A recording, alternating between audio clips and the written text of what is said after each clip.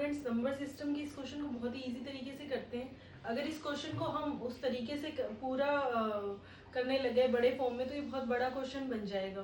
But हम इसको क्या करेंगे, हम बहुत सिंपल सॉल्व करते हैं इसको। इसमें हमें दिया है, if the sum of two numbers is 14 and their differences are 10, find the product of these two products. तो उन दोनों का हमें मल्टीपल पूछा है और हमें दिया क्या है, दोनों का सम, दो वैल्यू का और दोनों का माइनस। अगर हमें ऐसा दिया हो तो हमें वो जो हमें दिया है ना, जो वैल्यू हमें दी है 14 और 10, इनको एक बार प्लस करके हाफ करेंगे तो बड़ी वैल्यू आएगी और जब माइनस करके हाफ करेंगे तो छोटी वैल्यू आएगी।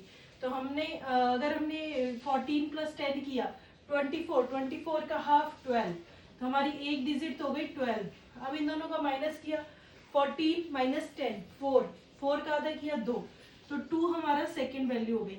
और हमें पूछा क्या, product of these two numbers, मतलब इनका मल्टीप्लीकेशन पूछा है, तो हमारा आंसर हो जाएगा 24।